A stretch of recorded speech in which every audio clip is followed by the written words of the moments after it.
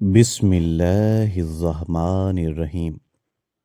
15 شعبان کے بارے میں تھوڑی سی بات کرنی تھی۔ اس رات کے مختلف نام علماء کرام نے رکھے ہیں، جیسے شب برات، شب مغفرت، شب رحمت اور شب برکت۔ حدیث پاک میں اس کا کوئی مخصوص نام نہیں آیا ہے۔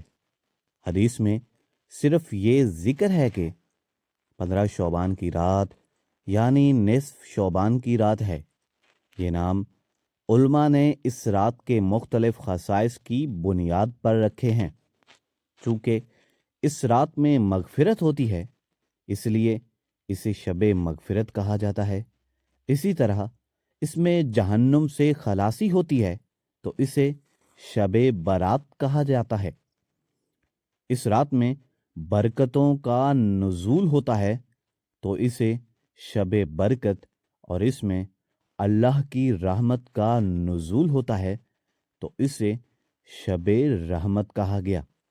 لیکن حدیث پاک میں اس رات کا جو نام آیا ہے وہ لیلۃ النصف من شعبان ہے۔ اس کے بارے میں امت میں دو مختلف طبقے ہیں اور دونوں انتہاؤں پر ہیں جو کہ مناسب نہیں ہیں۔ ایک طبقہ ہے جو اس رات کی اہمیت کا انکار کرتا ہے اور اس میں شدت اختیار کرتا ہے، جبکہ دوسرے طبقے کا خیال ہے کہ اس رات کے بارے میں کچھ اضافی باتیں شامل کی گئی ہیں جو کہ بالکل غلط ہے۔ اعتدال کا اصول یہ ہے کہ انسان اپنی بات پیش کرے اور دوسروں کو عزت دے، لیکن اپنی بات پیش کرتے ہوئے شدت اختیار کرنا اور دوسروں کی بے عزتی کرنا اللہ تبارک و تعالیٰ کی بارگاہ میں ناپسندیدہ ہے۔ اس لیے اس رات کی اہمیت کا انکار کرنا یا اس میں اضافہ کرنا دونوں ہی درست نہیں ہیں۔ اعتدال کی بات یہ ہے کہ نہ شدت ہو اور نہ ہی بدعت ہو، درمیانی راستہ اختیار کیا جائے۔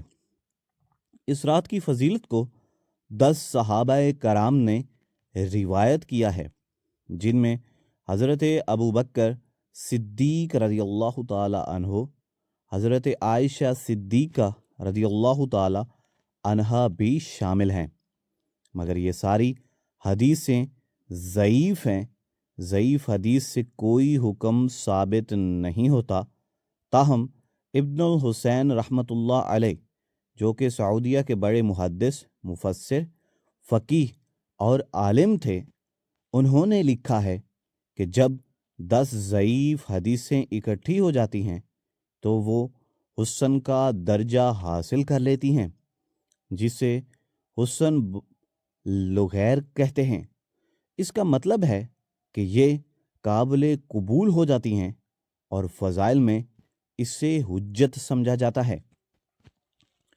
اللہ کے نبی صلی اللہ علیہ وآلہ وسلم نے اس رات کی فضیلت کے بارے میں فرمایا ہے، 15 شعبان المعظم کی رات کو حضرت عائشہ صدیقہ رضی اللہ تعالی عنہا فرماتی ہیں کہ جب وہ اٹھی تو نبی اکرم صلی اللہ علیہ وآلہ وسلم بستر پر موجود نہیں تھے، تو وہ انہیں ڈھونڈنے نکلی اور آپ کو جنت البقیع میں پایا۔ آپ نے فرمایا، عائشہ، کیا تم سمجھتی ہو کہ اللہ اور اس کے رسول تمہارے ساتھ خیانت کریں گے؟ پھر آپ نے فرمایا، میں تو بنو کلب کے لوگوں کے لیے آیا ہوں، جن کے پاس بھیڑ بکریوں کی اتنی تعداد ہے جتنے ان کے جسم پر بال ہیں، اور اللہ تعالیٰ اس رات اپنے بندوں کی مغفرت فرماتا ہے اور انہیں جہنم سے خلاصی عطا کرتا ہے۔ اسی وجہ سے علماء نے اسے شب برات اور شب مغفرت کا نام دیا ہے۔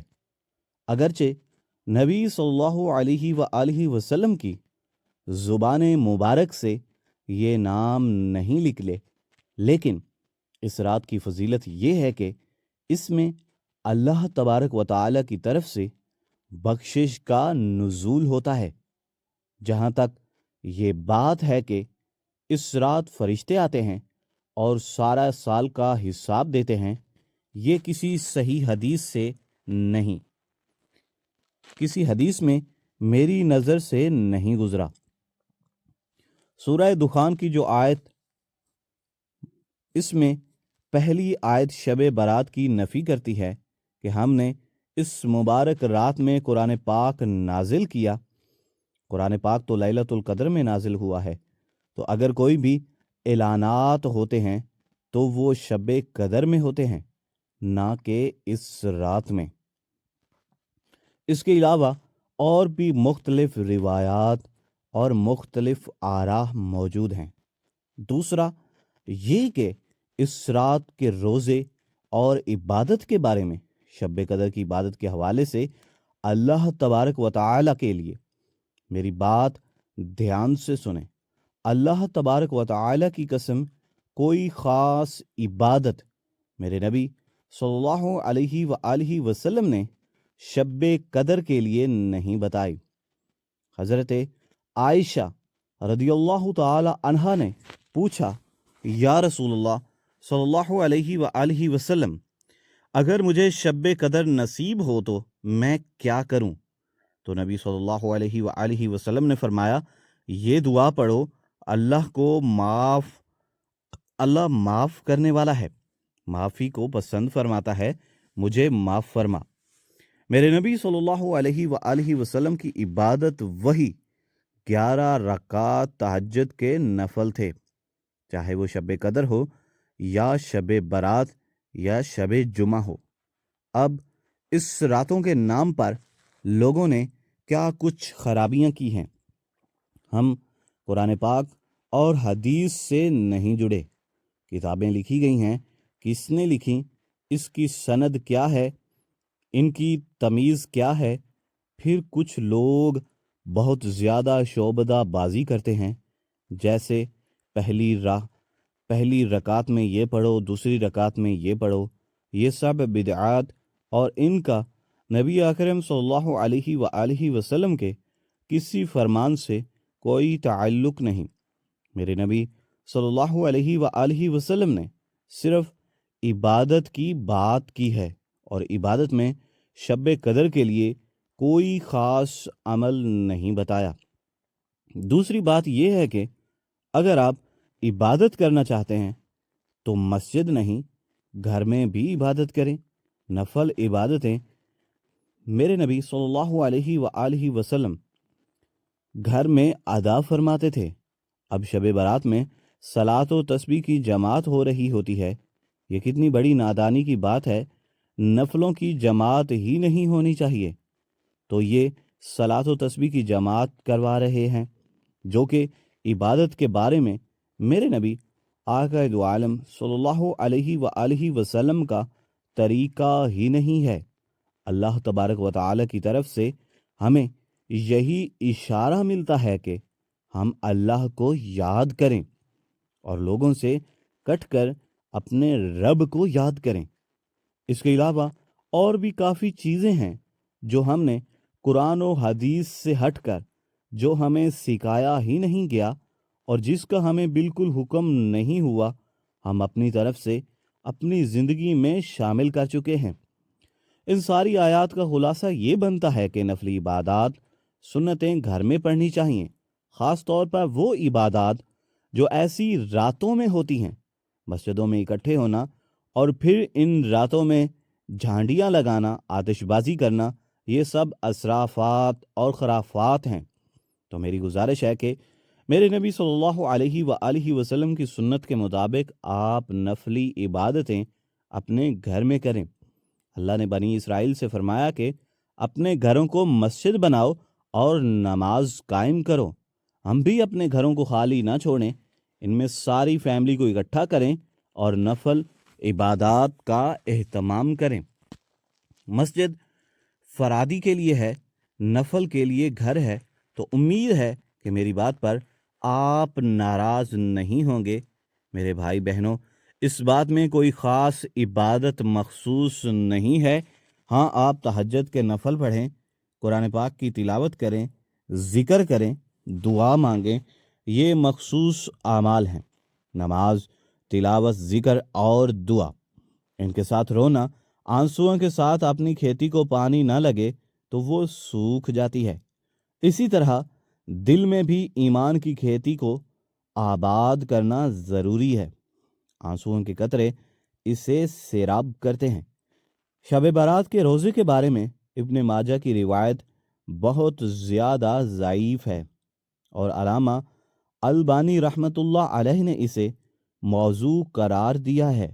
اس میں روزہ رکھنے کی نیت کرنا یہ نبی اکرم صلی اللہ علیہ وآلہ وسلم کی سنت ہے۔ یہ غلط ہے کیونکہ یہ بدعت بن جائے گا۔ کوئی بھی نفلی روزہ اس رات میں رکھنا مستحب سمجھ کر رکھا جا سکتا ہے، لیکن اگر یہ سنت سمجھ کر رکھا جائے تو یہ بات درست نہیں ہے، کیونکہ یہ روایت ضعیف ہے۔ اپنے آپ کو قرآن اور صحیح حدیث کے ساتھ جوڑ کر رکھیں تو آپ کو آسانی ہوگی۔ عبادات میں اعتدال ضروری ہے۔ شاید ہی کوئی رات نبی اکرم صلی اللہ علیہ وآلہ وسلم نے ساری رات جاگ کر گزاری ہو، اور شاید ہی کبھی آپ نے مسلسل عشاء کے وضو سے فجر کی نماز پڑھی ہو۔ بعد میں رہبانیت کا ٹچ آتا ہے، بندگی میں زیادہ شدت اور اپنے نفس کی خوشی میں جیسے راہبوں کی زندگی ہوتی ہے۔ ایک بزرگ نے اپنی آنکھوں میں نمک کی سلائی ڈال لی تھی تاکہ وہ نماز پڑھ سکیں، لیکن یہ دین اسلام کی دعوت نہیں ہے۔ ایک بزرگ تھے جو 25 سال تک جنگلوں میں رہتے، لیکن یہ کوئی کمال کی بات نہیں ہے، یہ رہبانیت ہے جس سے نبی صلی اللہ علیہ وآلہ وسلم نے بارہا اور کئی دفعہ منع فرمایا، اور نہ ہی یہ اللہ تبارک و تعالیٰ کے احکام میں سے ایک ہے۔ اعتدال ہے کہ ہم نے تمہیں اعتدال والی امت بنایا ہے۔ نہ دنیا کی طرف ایسا جھکاؤ ہے جیسا یہود کا ہے، اور نہ ربانیت کا ایسا جھکاؤ ہے جیسا عیسائیوں کا ہے۔ تم درمیان میں ہو۔ میرے نبی پاک صلی اللہ علیہ وآلہ وسلم کی زندگی پڑھو۔ اللہ کے واسطے ہم اولیاء کرام کی کتابیں پڑھتے ہیں، مگر وہ اکثر جھوٹے قصوں پر بھری ہوتی ہیں، کیونکہ ان کی کوئی سند نہیں ہوتی۔ سند کا مطلب ہے کہ میں آپ سے بات کرتا ہوں، آپ کہتے ہیں کہ آپ نے کہاں سے سنا، میں کہتا ہوں لاؤ جی ماچی سے سنا، تو اگلا شخص یہ سوال کرتا ہے کہ اس کو سند کہتے ہیں، آپ نے یہ کہاں سے سنا؟ اگر آپ نے مفتی تقی عثمانی صاحب سے سنا ہے تو یہ سند کہلاتی ہے، کیونکہ جو بات آپ تک پہنچی ہے اس کا ذریعہ مضبوط ہونا چاہیے۔ اگر وہ مضبوط آدمی ہے تو بات بھی مضبوط ہوگی، اور وہ اگر کمزور آدمی ہے تو بات بھی کمزور ہو جائے گی۔ ہمارے ہاں بر صغیر میں جو کتابیں اولیاء کرام کی زندگی پر چھپتی ہیں وہ جھوٹے قصوں سے بھری پڑی ہوتی ہیں، اور ان کی کوئی حقیقت نہیں ہوتی۔ اللہ کے واسطے نبی صلی اللہ علیہ وآلہ وسلم کی زندگی مبارک پڑھو، آپ کو پتہ چلے گا کہ زندگی کیا ہے۔ قرآن پاک کی تلاوت کرو، قرآن پڑھو، آپ کو پتہ چلے گا کہ اللہ تبارک و تعالی کیا چاہتے ہیں۔ اللہ تعالیٰ اس رات کی رحمتیں اور برکتیں ہمیں نصیب فرمائے۔ اصل میں اللہ نے بخشش کے بہانے رکھے ہیں۔ کوئی شرابی، کوئی زانی ہے، کوئی قاتل ہے، کوئی ماں باپ کا نافرمان، کوئی مشرک، کوئی سود خور ہے، کوئی رشوت خور ہے، تو وہ ایک دفعہ توبہ کر لے تو اللہ کی قسم اگر اس کے گناہ زمین سے لے کر آسمان کی چھت تک بھی ہوں تو ایک دعا پر اللہ تبارک و تعالی اس کے گناہ معاف فرما دیتا ہے۔ سبحان اللہ۔ آگے خوبصورت جملہ ہے، بسم اللہ، ہمیں کسی چیز کی کوئی پرواہ نہیں تو کبھی کسی نافرمان کو حقیر نہ جانو، اور کبھی اپنی نیکی کر تکبر نہ کرو۔ ایک جرم اور بھی ہے جو میں کہتے کہتے 30 سال گزر چکے ہیں وہ ہے فرقہ واریت۔ اپنے فرقے پر جموں نہ رہو، دوسروں سے نفرت نہ کرو، سلام بھی نہ کرنا، جنازہ بھی نہ پڑھنا، حرم شریف میں جا کر بھی نمازیں نہ پڑھنا۔ اللہ کے واسطے آج بہت آگاہی ہو چکی ہے، تو مہربانی کرو، امت بنو، محبت کرو، ایک دوسرے سے ملو چلو۔ ہم امت بن کے چلیں، اختلافات کی رائے کے فیصلے آخرت میں ہو جائیں گے۔ پھر وہ جو دیگیں چڑھائی جاتی ہیں، صدقہ دیا جاتا ہے، یہ بھی بدعت سمجھ کر نہ کرو۔ اگر کوئی فی سبیل اللہ دینے کی نیت سے کرتا ہے تو ٹھیک ہے۔